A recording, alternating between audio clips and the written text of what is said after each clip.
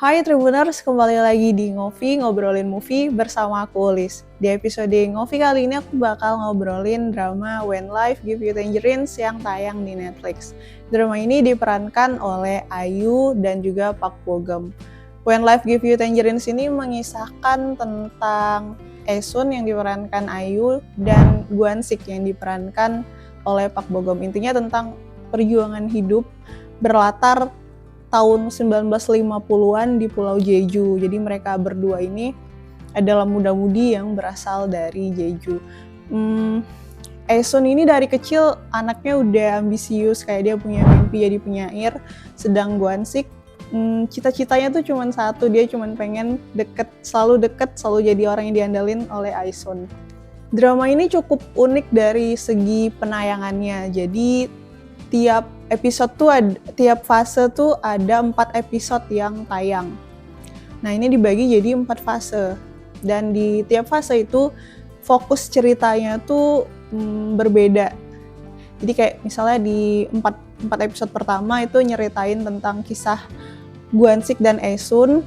Terus di 4 episode selanjutnya itu masih di Gwan-sik dan Esun yang udah punya 3 anak.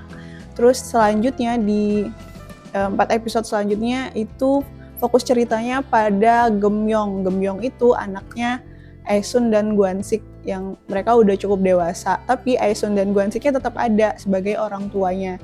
Terus di fase terakhir, 4 episode terakhir itu fokus ceritanya ketika mereka udah cukup tua. Aesun dan Gwan-siknya udah cukup tua.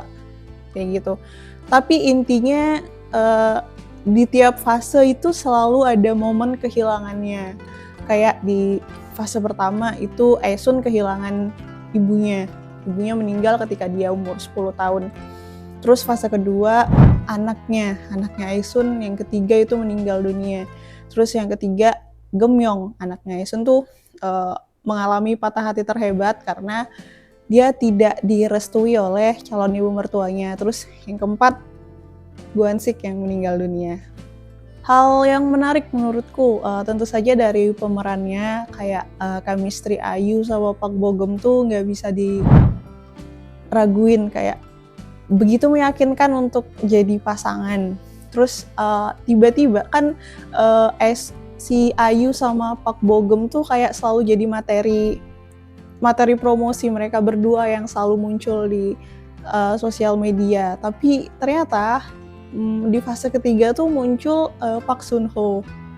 Dia mungkin awal-awal nggak terlalu banyak perannya, tapi peran dia di sini cukup penting karena dia yang jadi pasangan Gemyong setelah dia mengalami patah hati yang hebat itu. Hal menarik kedua itu pelajaran hidupnya, karena kan drama ini tuh cukup nggak kayak drama kebanyakan, ada orang kaya banget. Nah, mereka ada orang miskin banget. Mereka berdua di sini tuh kayak sama-sama miskin gitu. Bahkan di masa depan pun udah punya anak pun mereka masih tetap miskin. Tapi bedanya mereka akan selalu mengupayakan apa yang anaknya inginkan. Nah, pelajaran hidup yang aku tangkap banget di sini tuh adalah kebaikan itu sifatnya menjalar hingga ke depan. Sebagai contoh di dalam drama ini, Aesun itu kan kehilangan ibunya di saat usia dia 10 tahun. Tapi Aesun itu masih tetap bisa ngerasain kebaikan ibunya sampai dia tua. Kebaikan ibunya tuh kayak menyebar ke teman-teman ibunya. Jadi teman-teman ibunya Aesun itu masih tetap ngebantuin Aesun bahkan sampai dia tua.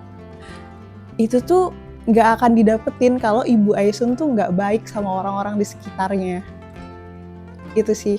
Terus ada juga Aesun sama Gwan-sik tuh pernah nolong orang ketika mereka kabur. Terus di masa depan Gemyong ini anaknya Aesun itu punya masalah, kayak dia difitnah gitu, dan orang yang nolong si Gemyong ini adalah orang yang sama yang ditolong Aesun sama Gwan-sik di masa mereka muda. Ada lagi si Gwan-sik itu juga pernah nolong artis yang lagi depresi gitu. Nah, pada saat itu Gwan-sik nggak mau dibales, tapi si artis itu di masa depan ngebales dengan cara yang gak terduga aja untuk kehidupan Gwansik gitu. Yang menurutku dia tuh nggak terlalu menggurui gitu loh. Mereka tuh berbuat baiknya tuh ya karena memang mereka pengen berbuat baik aja, bukan karena berbuat baik karena berharap suatu saat akan dibalas. Itu enggak, tapi mereka berbuat baik ya karena mereka pengen berbuat baik aja, nggak berharap untuk dibalas gitu.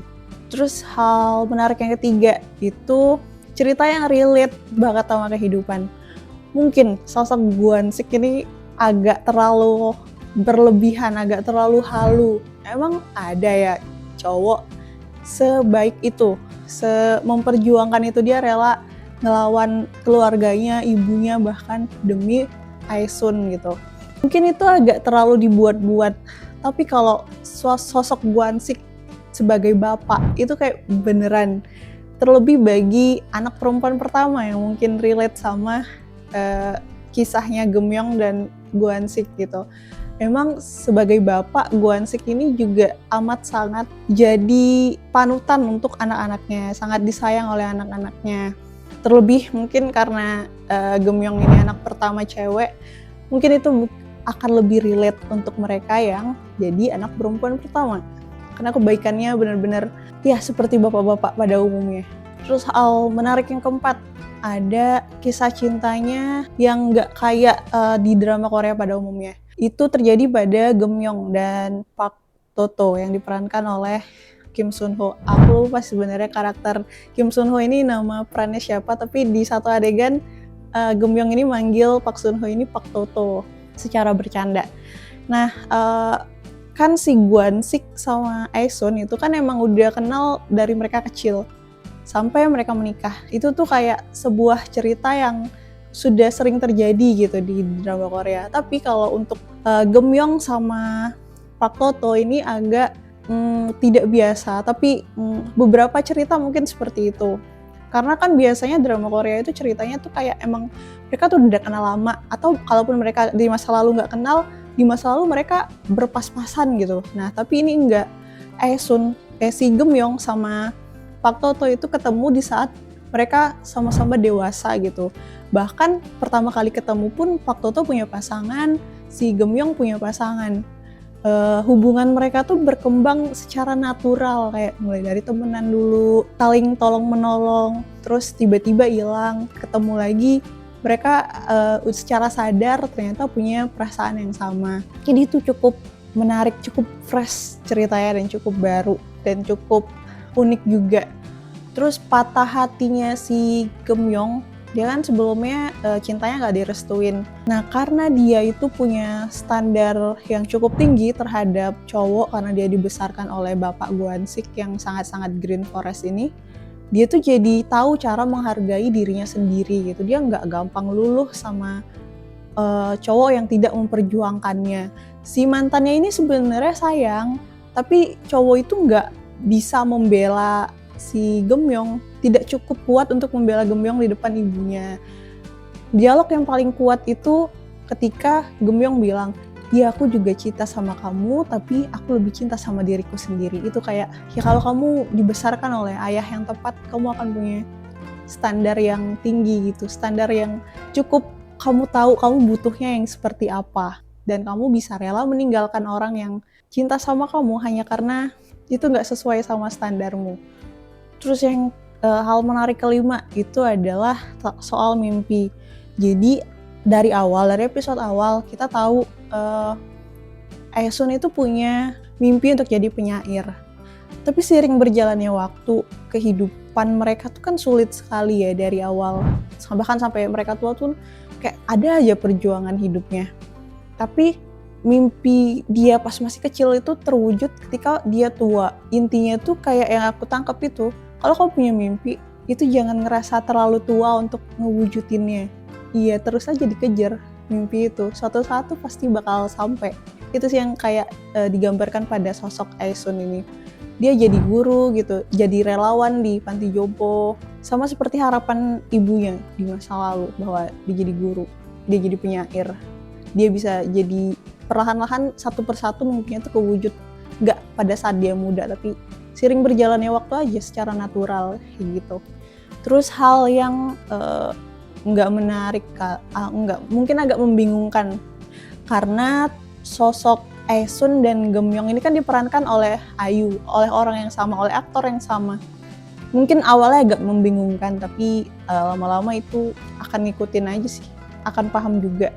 Terus sama alur ceritanya yang maju mundur, itu awalnya mungkin agak ngebingungin, tapi menurutku itu nggak jadi masalah besar. Secara keseluruhan drama ini keren banget, cocok banget untuk yang butuh kayak asupan motivasi kehidupan. Ini tuh nggak cuman soal sedih-sedihannya aja, karena emang setiap fase, 4 fase itu pasti ada air matanya, tapi di samping itu pelajaran kehidupannya keren banget. Kamu akan terpesona sama Gwansik dan Aesun di drama ini. Oke, segitu aja review drama When Life Gives You Tangerines kali ini. Kalau kalian udah nonton dramanya, silakan kasih pendapat di kolom komentar. Sampai jumpa di Ngopi selanjutnya. Dadah!